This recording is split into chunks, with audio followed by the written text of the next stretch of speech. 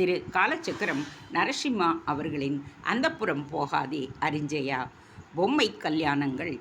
தந்தையே, நான் சோழ மன்னனின் அழைப்பினை ஏற்று அவரது மருமகளாக சோழ நாட்டிற்கு செல்வதற்கு தீர்மானித்து விட்டேன். என் பயணத்திற்கு ஏற்பாடுகளை செய்து விடுங்கள். குந்தவை இவ்வாறு கூறியதும் சாளுக்கிய மன்னன் வீமன் திகைத்து விட்டான். நன்றாக யோசித்துத்தான் இந்த முடிவுக்கு வந்துள்ளாயா குந்தவை? சோழ நாட்டு சூழ்நிலை உனக்கு ஏற்றதாக இல்லை என்றுதானே என்னிடம் முன்பு கூறியிருந்தாய். எதனால் இந்த திடீர் மனமாற்றம்? கவலையுடன் தன் மகளை பார்த்தான் வீமன்.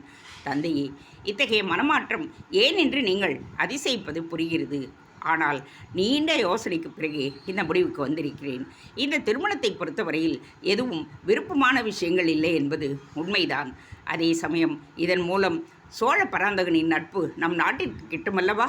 குந்தள மல்லனாக இந்திரன் இருந்தவரை அவருக்கு பயந்து சோழர்களை நாம் அண்டவிடாமல் இருந்தோம். ஆனால் இப்பொழுது குந்தள மன்னரே சோழ இளவரசி வீரமாதேவியை மனம் செய்து கொண்ட பின் நாம் ஏன் தயங்க வேண்டும்? குந்தளத்தைப் போல் சோழர்களிடம் நாமும் மன உறவு கொண்டால் நம் நாட்டிலும் போர் முரசம் இனி ஒலிக்காதல்லவா? இளவரசர்களின் வீரம், இளவரசர்களின் அழகு, கஜானாவில் உள்ள செல்வம் இவற்றை கருத்தில் கொண்டு திருமணங்களை நடத்துவதைக் காட்டிலும் மக்களின் மன நிம்மதிக்காக ஒரு திருமணத்தை நடத்துவது மன நிறைவை அளிக்குமல்லவா? எனக்கும் ராஜாதித்தனுக்கும் நடைபெறும் திருமணம் அப்படி மக்களின் மன நிம்மதிக்காக நடைபெற்ற திருமணமாக நான் நினைத்துவிட்டு போகின்றேன். குந்தவை நிதானமாக பேச வீமன் அவளை பரிவுடன் நோக்கினான். எல்லாம் சரி குந்தவை, ஆனால் ராஜாதித்தன் நித்திலகுலவல்லி என்கின்ற பல்னை காந்தர்வ விவாகம் செய்து கொண்டு விட்டான் என்று தகவல்கள் வருகின்றனவே. வீமனின் முகத்தில் குழப்பம் மிகுந்திருந்தது. தெரியும் தந்தையே, காந்தர்வ விவாகம்தானே. சோழ பராந்தகனாரின் மடலை தாங்கள் தான் வாசித்தீர்களே. அதில் ராஜாதித்தின் மனைவியாக பட்டத்து அரசியாக நானே திகழ்வேன் என்று தெளிவாக குறிப்பிட்டுள்ளார். எனவே இதில் எந்தவித குழப்பமும் இல்லை. ராஜாதித்தனுக்கு எப்பொழுது மனம் மாறுகிறதோ அப்போது அவர் என்னை மணக்கட்டும். ராஜாதித்தனை மணக்கப் போகிறேன் என்று முன்பு அறிவிக்கப்பட்டு அந்த ஏற்பாடுகள் செய்யப்பட்டு பிறகு திடீரென்று திருமணம் நின்று போய் ஏமாற்றப்பட்ட இளவரசியாக சாளுக்கியத்தில் நடமாடுவதை விட என்றாவது ராஜாதித்தன் மணந்து கொள்வான் என்கின்ற நம்பிக்கையுடன் சோழ நாட்டில் இருப்பது உசிதம் என்று தோன்றுகிறது தந்தையே. குந்தவையின் குரலில் வேதனை இழைந்தோடியது. நீயே அப்படி நினைத்துவிட்ட பிறகு உன் விருப்பப்படியே ஆகட்டும். இதில் நான் சொல்வதற்கு என்ன இருக்கிறது? இப்போதைக்கு பராந்தகனுக்கு ஓலை அனுப்புகிறேன் என்றான் வீமன். வீமன் தன் மகள் குந்தவையை சோழ நாட்டிற்கு அனுப்பி வைப்பதாக அனுப்பிய மடல் பராந்தகனிடம் வந்து சேர அவன் நீண்ட நாட்களுக்கு பிறகு வாய்விட்டு சிரித்து தன் மகிழ்ச்சியை வெளிப்படுத்தினான். அரசியே, சாளுக்கிய குந்தவை நம் மருமகளாக விரைவில் இங்கே வரப்போகிறாள். அவளுக்கு இங்கே எந்தவித குறையும் ஏற்படக்கூடாது. வீமன் அவளை தங்கத் தாம்பாளத்தில் ஏந்தி வளர்த்து வந்தான். நாமும் இங்கே அவளை அப்படித்தான் பாதுகாக்க வேண்டும். விரைவில் அவளுக்கும் ராஜாதித்தனுக்கும் திருமணத்தை நடத்திவிட வேண்டும். மூத்தவன் இருக்க இளையவன் கண்டராதித்தனுக்கு திருமணம் முடிந்து விட்டதே என்கின்ற குறை நீங்க வேண்டும். வீரமாதேவிக்கு அவள் விரும்பிய கோவிந்தனையும் கொடும்பாளூர் பூதி விக்கிரமனுக்கு அனுபமாவையும் மனம் முடித்து விட்டோம். ராஜாதித்தன் குந்தவை திருமணம் முடிந்துவிட்டால் எஞ்சியிருக்கும் அரிஞ்சயன் மற்றும் உத்தமசீலனின் திருமணங்களை நடத்துவது ஒன்றும் சிரமமில்லை. மனதில் நிம்மதி பரவ பராந்தகன் கூறினான். கோக்கிழாநடிகள் தன் கணவனை கவலையுடன் நோக்கினாள். மன்னரே, தங்கள் திட்டங்கள் எல்லாம் கேட்பதற்கு அற்புதமாக உள்ளது. ஆனால் ஒரு தந்தையாக தங்களது பொறுப்புகள் நீங்க வேண்டும் என்கின்ற நிலையில் இன்னாருக்கு இவள், இவளுக்கு இன்னார் என்கின்ற ரீதியில் பொம்மை திருமணங்களை செய்து வருகிறீரே என்றுதான் அச்சப்படுகின்றேன். முனைப்பாடி இளவரசி வீரநாராயணிக்கும் நம் கண்டராதித்தனுக்கும் திருமணம் செய்து வைத்தீர்கள். நம் குடும்பத்தின் முதல் திருமணம் அது. தம்பதிகள் மனமுத்து வாழ்கின்றனரா என்பதை நீங்கள் அறிவீரா? வீர சைவனான கண்டரையும் வீர வைணவ பெண்ணான வீரநாராயணியையும் தம்பதிகளாக்கினோம். இருவரும் பேசிக்கொள்வதே இல்லை என்பது உங்களுக்கு தெரியுமா? இம்மாதிரி மனப்பொருத்தமில்லாத ஒரு சடங்குக்காகவும் அரசியல் ஆதாயங்களுக்காகவுமே நம் திருமணங்கள் மாறிக்கொண்டு வருகிறது அரசி. வேண்டாம் இந்த விபரீத விளையாட்டு. கண்டரும் வீரநாராயணியும் மகிழ்ச்சியாக இல்லை. இன்னும் எதற்காக குந்தவையும் ராஜாதித்தனையும் திருமண பந்தத்தில் இணைக்க முயலுகிறீர்கள்? வீரநாராயணிக்கு நாம் சமாதானங்களை கூறி வருவது போதாதா? இனி குந்தவைக்கும் நாம் பதில் கூறிக்கொண்டு இருக்க வேண்டுமா? வேண்டாம். ராஜாதித்தனுக்கு விருப்பமில்லாத இந்த திருமணத்தை நிகழ்த்த வேண்டாம்.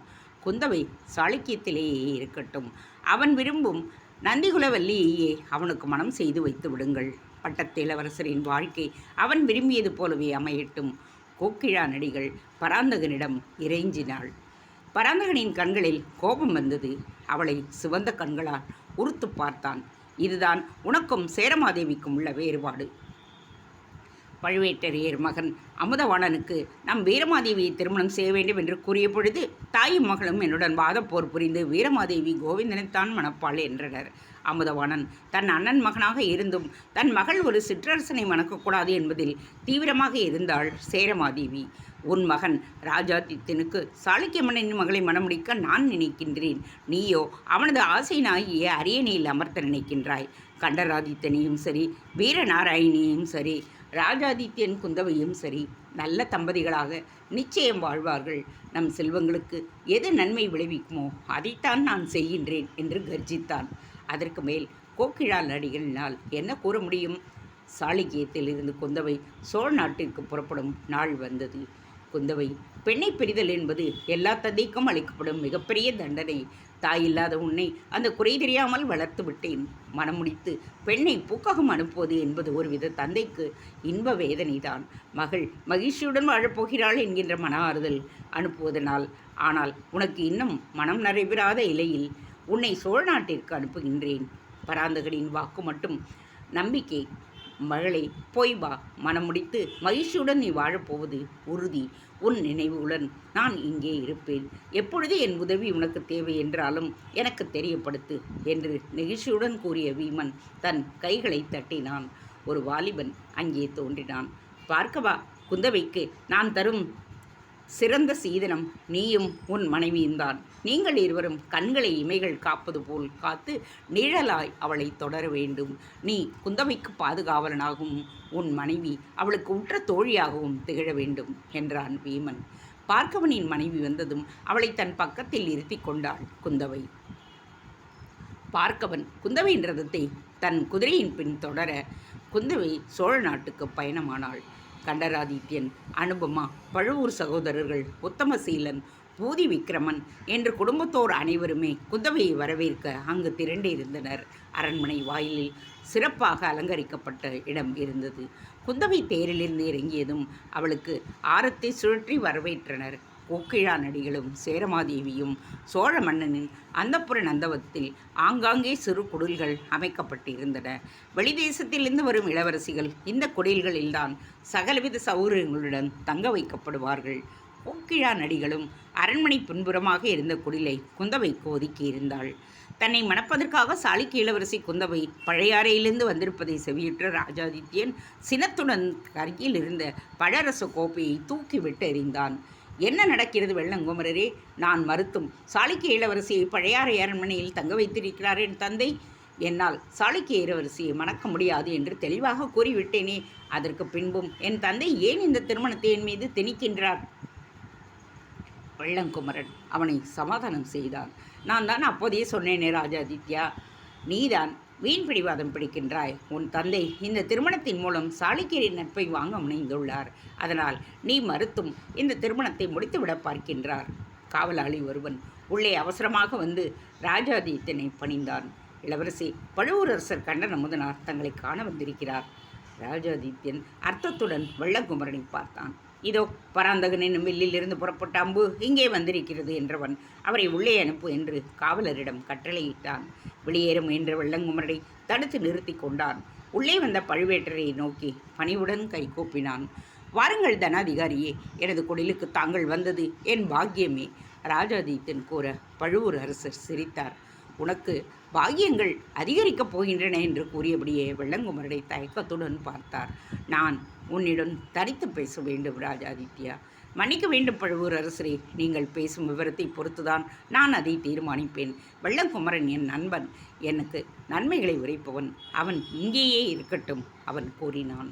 ராஜாதித்யா, பொதுவாக திருமணம் குறித்த பேச்சுகளின் பொழுது தாய் இருக்கலாம், தந்தை இருக்கலாம், மாமன் இருக்கலாம், சிற்றப்பன் சிற்றன்னைகள் இருக்கலாம்.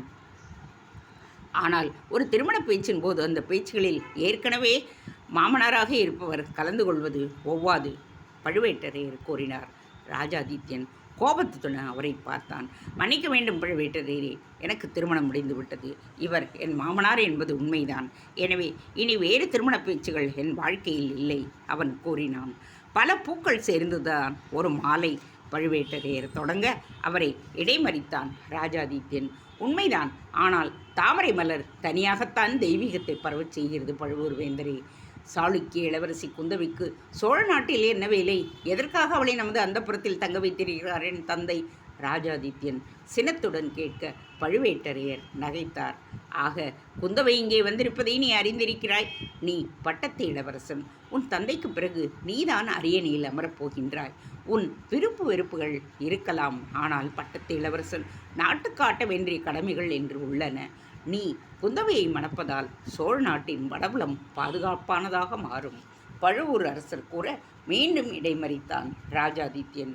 ஓஹோ, என்னை வடபுல செய்தித் தலைவராக நியமித்தது போர் புரிய என்று நினைத்தேன். பாண்டியர்களை சமாளிக்க வேண்டி பலபுல தேசங்களை மன உறவுகளை ஏற்படுத்திக் கொள்கிறீர்கள் போலும். நமது பரம வைரியான குந்தளத்தோடு மன உறவை ஏற்படுத்தி கொண்ட பொழுதே சோழ நாட்டின் வீரப்பிரதாப சரித்திரங்கள் எல்லாம் அர்த்தமற்றதாகிவிட்டன. பழுவூர் வேந்தே அந்த கோவிந்தனை இங்கே அழைத்து வந்து தன் பெண்ணை தாரை வார்த்தார் பராந்தகனார் என்று நாளே சரித்திரம் கூறும். கோவிந்தனை பற்றி தெரிந்துமா? வீரமாதேவி அவளை மணந்தாள். வெட்கக்கேடான விஷயம். நம் பராந்தக மன்னரின் தலையை பந்தாடுவேன் என்று சூளுரைத்த இந்திரனின் மகன் கோவிந்தன். அவரது மாப்பிள்ளை. கண்கள் சிவக்க சொற்களை கடித்து உமிழ்ந்தான் ராஜாதித்யன். அவன் பேசி முடிக்கும் வரை பொறுமையுடன் காத்திருந்தார் பழுவேட்டரையர். ராஜாதித்யா, அரசியல் சூழ்நிலைகள் எந்த நேரமும் மாறலாம். நம் பராந்தக மன்னர் சோழ அரியணையில் ஏறிய கதையை மறந்துவிட்டாயா? நியாயப்படி ஆதித்ய சோழன் தன் மூத்த மனைவியின் மூலம் பிறந்த கண்ணரதேவனை புறக்கணித்துவிட்டு இளையவன் திரிபுவனமாதேவிக்கு பிறந்த பராந்தகரை அரியணையில் அமர்த்தினார். கண்ணரதேவரை சோழ அரியணையில் அமர்த்துவோம் என்று இந்திரன் சபதமிட்டான். இன்று அவன் மகனுக்கு நம் வீரமாதேவியை மனம் செய்வித்து அவர்களுக்கு பிறக்கும் மகனை குந்தள அரியணையில் அமர்த்தப் போகின்றோம். எனவே அரசியலில் பழைய கணக்கு வழக்குகளை பார்ப்பதில்லை. உனக்கு சாளுக்கிய இளவரசியை மனம் செய்வித்தால் இனி குந்தளம், சாளுக்கியம் மற்றும் முனைப்பாடி நாடுகள் பாண்டியர்களுக்கு எதிராக நம் பக்கம் நிற்கும். அவர்களை எளிதாக அடைக்கிவிடலாம் என்பதற்காகவே இந்த திருமணம் நிச்சயிக்கப்பட்டுள்ளது. பழுவேட்டரையர் கூறினார். மன்னிக்க வேண்டும் பழுவூர் அரசே, குந்தவையை ஏற்கும் மனநிலையில் நான் இல்லை.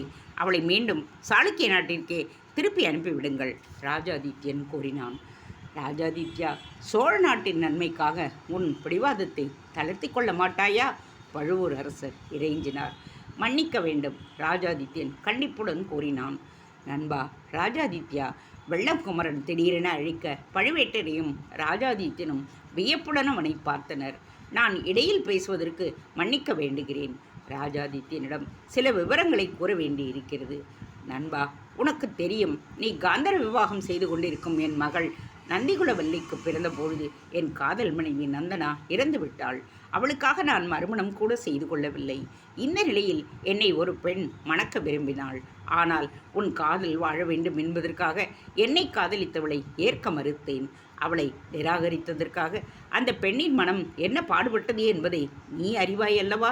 உன்னை சுற்றி இருப்பவர்கள் உனக்காக தியாகம் செய்து கொண்டே இருக்க வேண்டும். நீ மட்டும் உன் காதல் வாழ வேண்டும் என்பதற்காக நாட்டிற்காக நன்மை செய்ய மறுப்பாய். அப்படித்தானே? ராஜாதித்யன் பிரமை பிடித்தவனைப் போல் இருக்கையில் அமர தனது தூண்டிலில் அவன் சிக்கிவிட்டதை உணர்ந்தான் வெள்ளம் குமரன். ராஜாதித்யா, பெண்களின் கண்ணீரால் உலக சாம்ராஜ்யங்கள் அழிந்துள்ளன.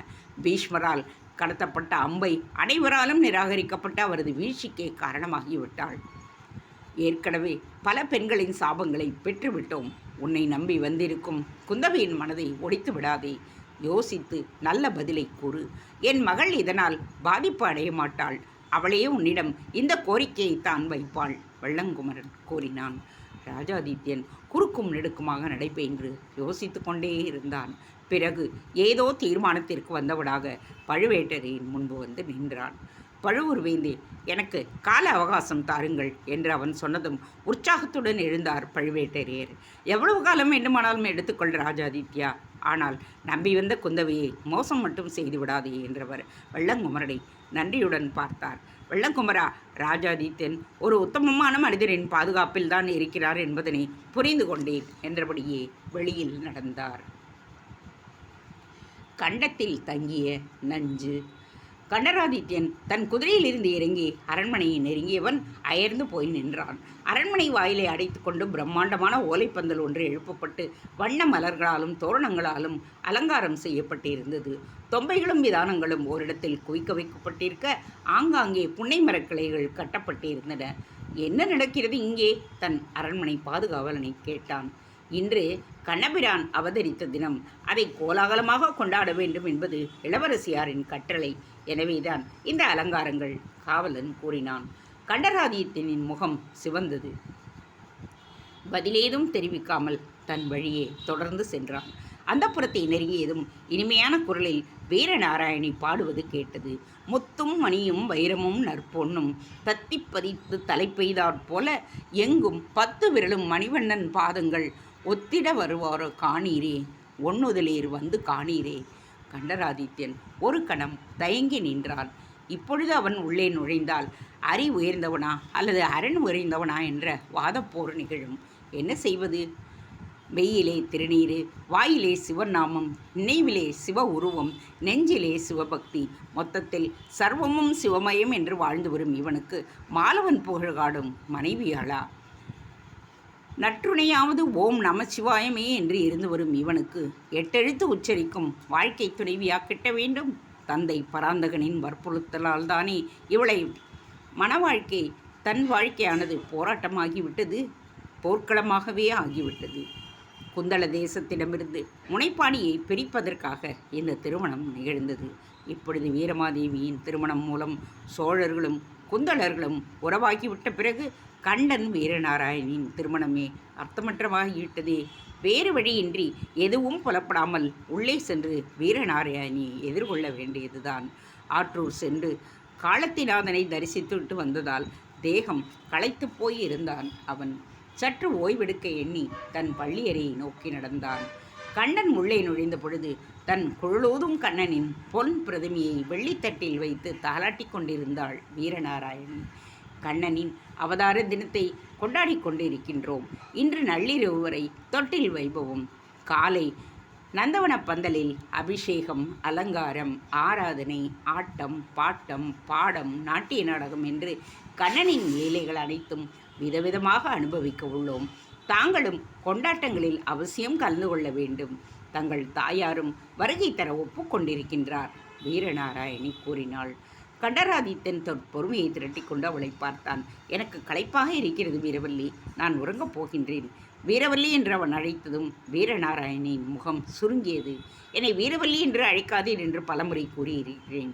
என் பெயர் வீரநாராயணி. நாராயண உச்சரிப்பை செய்ய தயங்குபவர்கள் எந்த காலத்தில் உய்யப் போகின்றீர்கள்? இன்னும் பொழுதே சாயவில்லை, அதற்குள்ளாகவா உறங்கச் செல்லுகின்றீர்? எரிச்சலுடன் கேட்டாள் வீரநாராயணி. உன் அரங்கன் மட்டும் சதா சர்வகாலமும் உறங்கிக் கொண்டிருக்கும் பொழுது நான் உறங்கக்கூடாதா? கண்டராதித்யன் கேட்டான். மோன நிலைக்கும் உறக்கத்திற்கும் வேறுபாடு தெரியாதவரா நீங்கள்? அரங்கனும் அவன் நாயகியும் பக்தர்களின் பிரச்சனைகளை எப்படி தீர்ப்பது என்கின்ற யோசனையில் உள்ளனர். யார் எப்படி போனால் என்ன, வா நாம் ஆனந்த கூத்தாடுவோம் என்றும் ஆடும் தம்பதிகளா என்ன? அவர்கள் திவ்ய தம்பதிகள். வீரநாராயணி இவ்வாறு கூறியதும் கண்டராதித்யனின் முகம் இருண்டு விட்டது. உன் மாலவன் பக்தியை மெச்சுகின்றேன். நான் சிவனடியார் என்பது தெரிந்தும் என்னை ஏன் மணந்து கொண்டாய்? கண்டன் கேட்டான். நானா தங்களை மணந்து கொண்டேன்? தங்கள் தந்தையார் தானே என்னை பெண் கேட்டு தூது அனுப்பினார், அலட்சியமாக கூறினாள் வீரநாராயணி. நான் சொல்வதை சற்று கேள். உன் விருப்பப்படியே கண்ணன் ஆராதனையை நடத்து. நான் தடை சொல்லவில்லை. ஆனால் அரண்மனை நந்தவனத்தில் பந்தலை அமைத்து ஆட்டம் பாட்டம் நிகழ்த்துவதெல்லாம் அரச குடும்பத்தில் வழக்கமில்லை. அரச குடும்பத்து பெண்கள் கும்மியடித்து ஆடுவதா? அவர்கள் அடக்கத்தின் மொத்த உருவமாக திகழ்ந்து வருகின்றனர். மேலும் உனது கண்ணன் பிரதிமைக்கு உற்சவம் செய்து கொள்ளிட ஆட்டு தெப்பத்தில் உலா வரப்போவதாகவும் அறிந்தேன். இதெல்லாம் எங்கள் சோழத்தில் வழக்கமில்லை. கண்டன் கூற அவனை எரித்து விடுபவளைப் போல் நோக்கினாள் வீரநாராயணி. எங்கள் முனைப்பாடி அரண்மனையில் கண்ணனின் அவதார தினம் மிகவும் விமரிசையாக கொண்டாடப்படும்.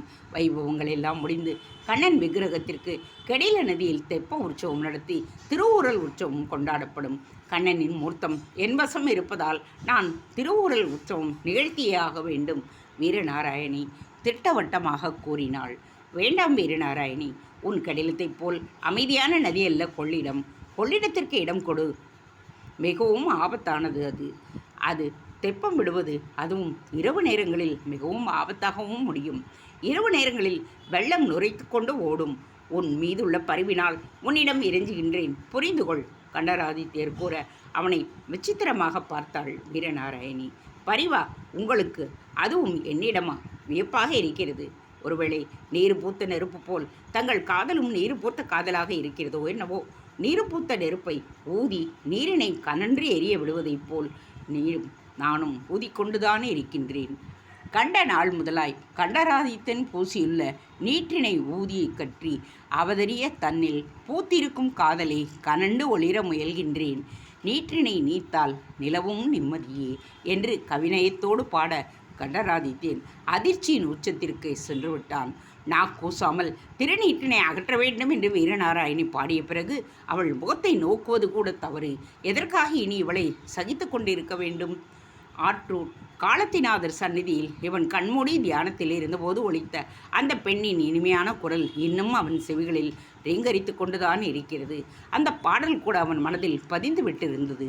எந்த திருநீற்றினை அகற்ற வேண்டும் என்று வீரநாராயணி பாடினாலோ அந்த திருநீற்றின் பெருமையை உரைக்கும் பாடல். அந்த பாடலை நினைத்ததுமே உருகிவிட்டான் கண்டராதித்யன்.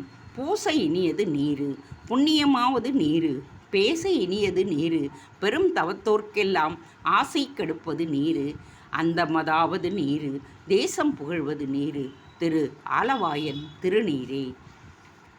எவ்வளவு பொருள் புரிந்த பாடல்! வீரநாராயணிக்கு தக்க அறிவை புகட்டும் பாடல். தனது தியானத்தை கலைத்த அந்த சிறிய பாடல் ஒலித்த திசையில் நோக்கினான் கண்டன். அங்கே ஒரு தந்தையும் மகளும் கைகூப்பி காலத்திநாதனை தொழுதபடி நிற்க அந்த பெண் தான் தன் இனிய குரலினால் திருநீற்றின் பெருமையை பற்றி பாடிக்கொண்டிருந்தாள். சாந்தமான முகம், ஆபரணங்களுக்கு பதிலாக ருத்ராட்ச மாலைகள், நீண்ட கூந்தலை கொண்டையாக மிடித்து மகிழ சரத்தினால் அதை பிணைத்து இருந்தாள். அந்த பெண் அணிந்திருந்த மஞ்சள் சேலை முழுவதுமே திருநீறு கப்பி இருந்தது. தன்னை மறந்து அவள் பாடிக்கொண்டிருந்தாள். அந்த பெண்ணின் பாடலை கேட்டுக்கொண்டே இருக்கலாம் போன்று கண்டனிடம் ஒரு உணர்வு அலை.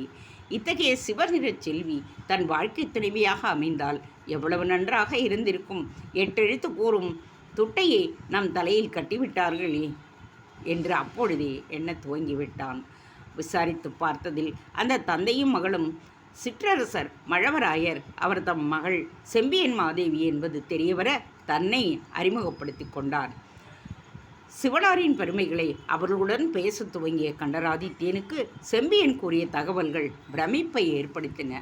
இளவரசி, இந்த பறந்து விரிந்த பரத கண்டத்தின் 7 நாடி சக்கரங்கள் சிவனாரின் திருத்தலங்களே. மானசரோவரமே சகசிரதளம், காசியே ஆகலை, சோமநாதமே விசுத்தி, காசியே அநாகதம், காலத்திதான் மணிப்பூரகம், காஞ்சிதான் சுவாதிட்டானம், ராமேஸ்வரம் மூலாதாரம்.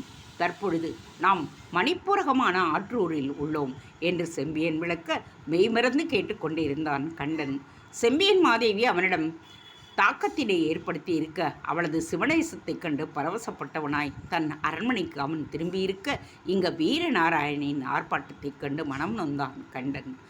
முக்கண்ண தெய்வமே, இனியும் வீரநாராயணியுடன் என்னால் வாழ முடியாது. நீதான் எனக்கு ஒரு நல்வழியை காட்ட வேண்டும். தனக்குள் புலம்பியபடியே பள்ளியறையை நோக்கி நடந்தான். பழையாறை சோமேஸ்வரர் ஆலயம். முதல் முறையாக அந்த ஆலயத்தை காண்பதும் குந்தவை அந்த ஆலயத்தின் சிற்ப வேலைப்பாடுகளை கண்டு வியந்து பாராட்டி கொண்டிருந்தாள். அவளுக்கு ஆலயத்தை சுற்றி காட்ட அனுபமாதான் வந்திருந்தாள். சோமேஸ்வரரை தரிசித்துவிட்டு கமலாம்பிகையின் சன்னதியை நோக்கி நடந்த பொழுது அந்த பகுதி முழுவதும் பவழமல்லியின் வாசம் போவோர் வருவோரை கிறங்கடித்து கொண்டு இருந்தது. இயற்கையிலேயே பவழமல்லியின் வாசம் அனைவரையும் உற்சாகப்படுத்தும். தன் தாய்நாட்டை விட்டு புதிய இடத்தில் வாசம் செய்ய வந்திருந்த குந்தவையின் மனதிலும் பவழமல்லியின் வாசம் உற்சாகத்தை ஏற்படுத்தி இருக்க வேண்டும். அனுபமா, இங்கே பவழமல்லி செடி இருக்கிறதா என்ன? எங்கள் அரண்மனையில் நிறைய உண்டு. குந்தவை கேட்க அனுபமா சிரித்தாள். பிறந்த வீட்டின் வாசம் வருகிறதா என்ன? உனக்கு வேண்டுமானால் பறித்துக்கொள். கமலாம்பிகை அம்மன் சந்நிதியின் பக்கத்தில் ஒரு பவழமல்லி மரம் உள்ளது. மிகவும் அடர்த்தியான மரம். உன்னால் மரத்தில் இருந்து கீழே மலர்களை பறிக்க முடியாது. கமலாம்பிகை சன்னதி உயரத்தில் உள்ளது. அதன் மேல் ஏறி சென்றால் மரத்தின் உச்சி அங்கிருக்கும் சாளரத்தை மறைத்திருக்கும். அங்கு நின்று நீ பவழமல்லியை பறிக்கலாம். அனுபமா கூறினாள். நான் போய் பறித்து வருகிறேன். தோழி ஒருத்தி கிளம்ப அவளை தடுத்தாள் குந்தவை. பவழமல்லியின் வாசத்தை நுகர்ந்தபடியே அதை பறிப்பது எனக்கு மிகவும் பிடித்தமானது. நானே சென்று மலர்களை பறித்து வருகிறேன். நீங்கள் இங்கேயே இருங்கள் என்றபடி அவள் கமலாம்பிகை சந்நிதியின் படிக்கட்டிகளில் ஏறிச் சென்றாள். அனுபமா கூறியது போல் அம்பிகையை வலம் வரும் பகுதியில் ஒரு மூலையில் சாளரம் ஒன்று இருந்தது. அது முழுவதுமாக மறைத்தபடியே பவழமல்லி மரம் வளர்ந்திருந்தது. ஒரு கிளை சாளரத்தின் உள்ளே கூட நுழைந்திருந்தது. சிரமப்பட்டு அந்த கிளையினை விலக்கிய பொழுது மரத்தின் உச்சியில் பவழமல்லி மலர்கள் வெண்மையாக மலர்ந்திருந்தன.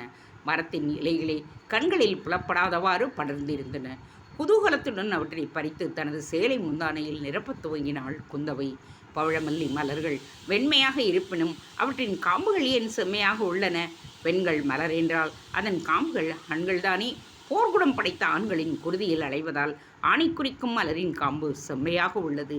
அமைதியை பரப்பும் பெண்களை குறிக்கும் மலர் வெண்மையாக உள்ளது என்றெல்லாம் கவிதையை புனைந்திருந்தாள் குந்தவை. மொத்தத்தில் பவழமல்லியை கண்டால் குந்தவை தன்னை மறந்து விடுவாள். இப்பொழுதும் தன்னை மறந்துதான் மலர்களை பறித்து கொண்டிருந்தாள். திடீரென்று மரத்தின் கீழே இருவர் பேசிக் கொள்வது கேட்டது. அவர்கள் பேசிய விஷயம் இவளை திடுக்கிட வைத்தது. சாளரத்தின் வழியாக கீழே குனிந்து நோக்க முயன்றாள். ஆனால் அடர்ந்த அந்த மரம் கீழே உடையாடி கொண்டிருந்தவர்களை இவள் பார்வையில் இருந்து மறைத்தது. அந்த உருவங்களை காண முடியாமல் ஏமாற்றமடைந்த குந்தவை அவர்கள் பேசுவதை கவனிக்கத் துவங்கினாள். பார்க்கடலை கடைந்த பொழுது வந்து ஆலகாலத்தை உண்டு விட்டார் ஆலபாயன். இதனால் அந்த நஞ்சு அவரது கண்டத்திலேயே தங்கிவிட்டது. அந்த நஞ்சினால் பல்வேறு வேதனைகளும் உபாதைகளும் நம் சிவனாருக்கு ஏற்பட்டிருக்கின்றன. பார்க்கடலை கடைந்த பொழுது தோன்றிய தேவி இதற்கு காரணம். அந்த தேவியை வந்த இடத்திற்கே அனுப்பிவிட வேண்டும் மெய்கண்டா. கம்பீரமான ஒரு ஆண் குரல் கூற மற்றொரு குரல் அதற்கான ஏற்பாடுகளை செய்துவிட்டேன் இளவரசி என்று பதிலளித்தது. கண்டத்தில் தங்கிய நஞ்சு நீக்கப்பட்டதும் சிவனாருக்கு மருந்து தயாராக உள்ளது. அவரும் அதை அருந்துவதற்கு விருப்பம் தெரிவித்துள்ளார். முதல் குரல் கூறியது. மருந்து தயாரா? எங்கே உள்ளது? இரண்டாவது குரல் ஆவலுடன் கேட்டது. ஒரு செம்பில் வைக்கப்பட்டுள்ளது. முதலில் கண்டத்தில் உள்ள நஞ்சு நீக்கப்பட்டால்தான் நிம்மதி. முதல் குரல் கூறியது. கவலைப்பட வேண்டாம் இளவரசி. கொள்ளிடத்தில் பெரும் திருப்பத்தை எதிர்பார்க்கலாம். அனைத்து ஏற்பாடுகளும் செய்யப்பட்டு விட்டன. ஊரல் முடிந்தது. வீரமங்கையின் குரலும் வலிப்பது நின்றுவிடும். முனை நிரந்தரமாக மழுங்கிவிடும். அதற்கு நான் உத்தரவாதம். நம்பிக்கை அளிக்கும் விதத்தில் இரண்டாவது குரல் பேசியது. அங்கே ஏதோ சதித்திட்டம் தீட்டப்படுகின்றது என்பது மட்டும் குந்தவைக்கு புரிந்தது. ஆனால் விவரங்கள் தான் புரியவில்லை. அவளுக்கு தெரிந்த தமிழ் அறிவை சோதிக்கும் சங்கேத மொழியாகவே அந்த உரையாடல் இருந்தது. முடிந்தவரை பவழமல்லியை சேகரித்து கொண்டு உடனே கமலாம்பிகை சன்னதியை விட்டு நீங்கி படிகளில் இறங்கினாள். பவழமல்லி மரத்தடியில் நின்று உரையாடி கொண்டிருக்கும் அந்த இளவரசனையும் அவனுடன் பேசிக் கொண்டிருந்தவனையும் காண வேண்டும் என்கின்ற ஆவலும் அவசரமும் முந்தி தள்ள படிகளில் விரைவாக அவள் இறங்கி வருவதைக் கண்ட அனுபமா வியப்புடன் எழுந்தாள். அனுபமா, மலர்கள் விசேடமாக தோன்றுகின்றன. எனக்கு அந்த மரத்தை பார்க்க வேண்டுமே. குந்தவை கூற அனுபமா அவளை அழைத்து கொண்டு சந்நிதியின் பக்கமாக நகர்ந்தாள். அவர்கள் சென்றபொழுது பவழவல்லி மரத்தின் கீழ் ஒருவன்தான் நின்றிருந்தார். அனுபமாவை கண்டதும் அவன் தலை குனிந்து பணிந்தான். மைகண்டா, இங்கே என்ன செய்து கொண்டிருக்கிறாய்? சோமேஸ்வரரை தொழ வந்தாயா? அனுபமா கேள்வி கேட்டாள். ஆம் தேவி, நீங்கள் மலர் பறிக்க வந்திருப்பதாக நினைக்கின்றேன். எனக்கு உத்தரவு கொடுங்கள் என்றபடியே விரைவாக அங்கிருந்து தன்னை கழற்றி கொண்டான். குந்தவைக்கு ஏமாற்றமாக போய்விட்டது. இவனே உரையாடலில் இருவரில் ஒருவனாக இருக்க வேண்டும். இவள் கீழே வருவதற்குள் இளவரசன் என்று குறிப்பிடப்பட்டவன் புறப்பட்டு சென்றிருக்க வேண்டும். அனுபமா, இவன் யார்? இவன் மெய்கண்டன், என் சகோதரன் அரிஞ்சயனின் மெய்காப்பாளன். அனுபமா கூறினாள். குந்தவைக்கு இப்பொழுது புரிந்துவிட்டது. பவழமல்லி மரத்தின் கீழ் நின்று பேசிய அரசகுமாரன் யார் என்பது. தெப்பத்தில் திடீர் திருப்பம். கண்டராதித்யன் அரண்மனையை விட்டு நீங்கி வீரநாராயணி நந்தவனத்தின் வழியே பிரதான அரண்மனை நோக்கி நடந்த பொழுது மகிழ மரத்தடியில் உள்ள திண்ணையில் அழகிய பெண் ஒருவள் அமர்ந்திருப்பதைக் கண்டான். அவளது முகம் புதியதாக தோன்றியது. ஒருவேளை பட்டத்து இளவரசர் ராஜாதித்யனை மணந்து கொள்வதற்காக பழைய அறைக்கு வந்திருந்த சாளுக்கிய இளவரசி குந்தவையாக இருக்கக்கூடும் என்பதை யோகித்த வீரநாராயணி அவளை நோக்கி நடந்தாள். மகிழ மரத்தடியில் அமர்ந்து தான் சேகரித்து வந்த பவழமல்லியையும் மகிழ மலர்களையும் சேர்த்து தரமாக தொடுத்து கொண்டிருந்தாள் குந்தவை. நீங்கள் தானே குந்தவை என்று நினைக்கின்றேன். என் பெயர் வீரநாராயணி, முனைப்பாடி இளவரசி, கண்டராதித்யனின் மனைவி.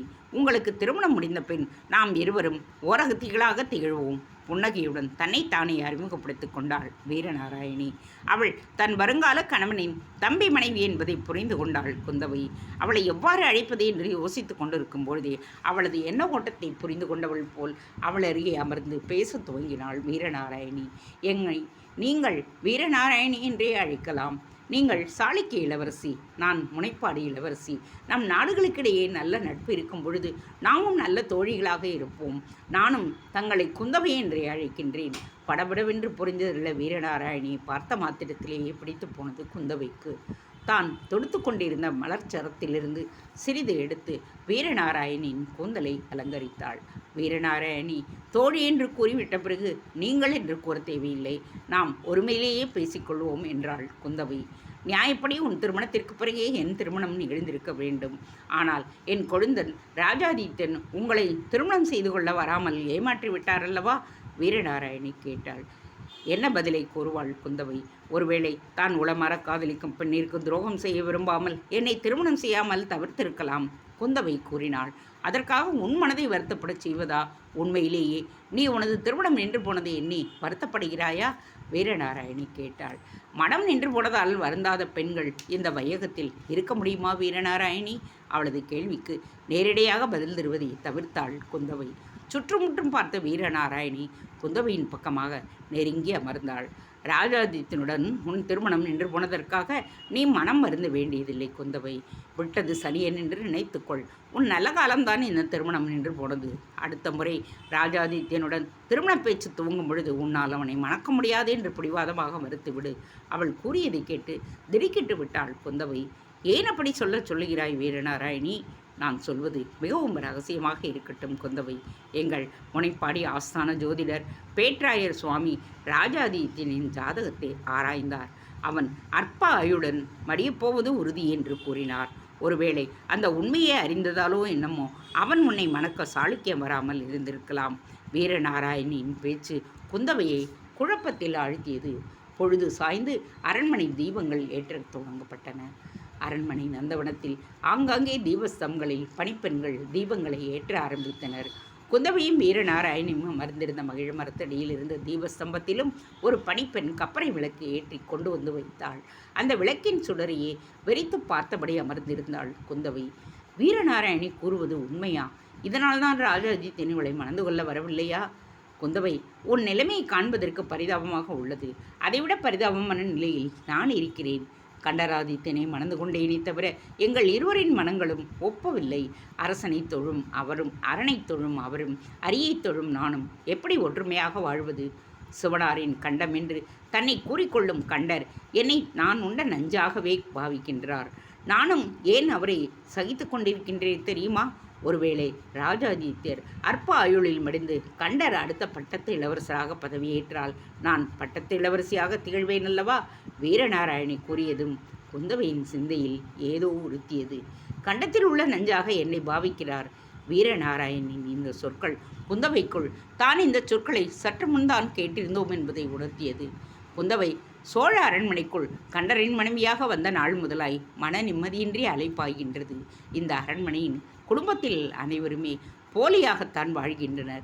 ராஜாதித்யரும் கண்டராதித்யரும் பராந்தகனின் மூத்த மனைவி கோக்கிழா நடியின் செல்வங்கள் அரிஞ்சயன், உத்தமசீலன், வீரமாதேவி மற்றும் அனுபமா ஆகிய நால்வரும் இளைய அரசி சேரமாதேவியின் வாரிசுகள். எனவே மூத்த அரசியாரின் வாரிசுகளுக்கு மனையாளாக வந்திருக்கும் நாம் இருவரும் எச்சரிக்கையுடன் இருக்க வேண்டியது அவசியம். சோழ குடும்பத்தின் மூத்த தார வாரிசுகளுக்கு அநீதி இழைத்து இளைய தாரத்து வாரிசுகளுக்கு அரியணை வழங்கப்படுவது வாடிக்கையாகிவிட்டது. இளங்கோப்பிச்சியின் மகன் கண்ணரதேவனை ஏய்த்து தன் மகன் பராந்தகனுக்கு தானே அரியணையை வழங்கச் செய்தாள் திரிபுவனமாதேவி. அதேபோல் ராஜாதித்யனும் கண்டராதித்யனையும் அகற்றிவிட்டு தன் மகன் அரிஞ்சயனை அரசனாக்க சேரமாதேவி திட்டம் திட்டுவதாக தகவல் வந்திருக்கிறது. என் கணவரிடம் இதை பற்றி கூறினால் அவர் அதை செவியில் வாங்கி கொண்டால்தானே? உண்மையிலேயே அவர் மன்னனாக வேண்டும் என்கின்ற ஆவல் மனையாளான எனக்கு இருக்காதா? வீரநாராயணி மனதை திறந்து குந்தவையிடம் பேசிக் கொண்டிருந்தாள். திடீரென்று அவர்கள் அமர்ந்திருந்த மழமரத்தின் பின்பாக காய்ந்த சருகுகள் மிதுவிடும் ஒலி கேட்க இருவரும் திடுக்கிட்டு பின்புறம் எட்டி பார்த்தனர். இருளில் எதுவுமே புலப்படவில்லை. சோழ அரண்மனை சுவர்களுக்கு மட்டுமல்ல, நந்தவன மரங்களுக்கு கூட செவிகள் உண்டு என்ற வீரநாராயணி திடீரென்று நினைவுக்கு வந்தவளாக பேச ஆரம்பித்தாள். நான் ஒருத்தி வந்த காரியத்தை விட்டுவிட்டு ஏதேதோ பேசிக்கொண்டிருக்கிறேன். இன்று இரவு முதல் எங்கள் அரண்மனையில் கண்ணபிரானின் அவதார தின கொண்டாட்டங்கள் துவங்குகின்றன. அபிஷேகம், அலங்காரம், ஆராதனை, அருளிச் செயல், ஆட்டம், பாட்டம், நாட்டிய நாடகம் என்று கண்ணன் லீலைகளை பலவிதமாக அனுபவிக்க உள்ளோம். நாளை இரவு கொள்ளிடத்தில் தெப்பத்தில் திருவுருள் உற்சவமும் நடத்த திட்டமிட்டுள்ளேன். நீ அவசியம் இந்த வைபவங்களில் பங்கேற்க வேண்டும் குந்தவை. உற்சாகத்துடன் அவளை அழைத்தாள் வீரநாராயணி. குந்தவைக்கு பகீரென்றது. சிவனார் கண்டத்து நஞ்சு. அன்று மாலை பழையாறை ஆலய பவழமல்லி மரத்தடியில் நின்று பேசியவர்களின் குரல்கள் அவளது செவிகளில் எதிரொலித்தன. பார்க்கடலை கடைந்த போது வந்த ஆலகாலத்தை உண்டுவிட்டார் ஆலவாயன். இதனால் அந்த நஞ்சு அவரது கண்டத்திலேயே தங்கிவிட்டது. அந்த நஞ்சினால் பல்வேறு வேதனைகளும் உபாதைகளும் நம் சிவனாருக்கு ஏற்பட்டிருக்கின்றன. பார்க்கடலை கடைந்த போது தோன்றிய தேவிதான் இதற்கு காரணம். அந்த தேவியை வந்த இடத்திற்கே அனுப்பிவிட வேண்டும் மெய்கண்டா.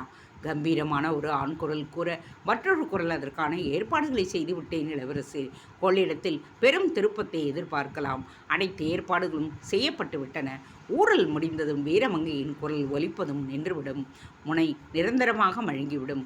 அதற்கு நான் உத்தரவாதம். சிவனாரின் கண்டத்தில் தங்கிய நஞ்சு வீரநாராயணிதான். அவளால் சிவனார் என்கின்ற கண்டராதித்தின் மனவேதனைகளை சந்திக்கின்றார். தேவியை வந்த இடத்திற்கு மீண்டும் அனுப்ப வேண்டுமென்றால் மீண்டும் வீரநாரியை முனைப்பாடிக்க அனுப்ப திட்டமிடுகிறார்களோ? ஊரல் முடிந்ததும் வீரமங்கையின் குரல் ஒலிப்பதும் நின்றுவிடும். ஊரல் என்று கூறப்பட்டதே அப்படியானால் குந்தவைக்கு இதயம் சில்லிட்டு விட்டது. வீரநாராயணி எச்சரிக்கையாக இரு என்று சொல்வதற்காக வாய்த்திருந்தாள் குந்தவை. ஆனால் அவளோ அங்கிருந்து ஏற்கனவே அகன்று விட்டு இருந்தாள். தேங்க்ஸ் ஃபார் வாட்சிங். Please subscribe.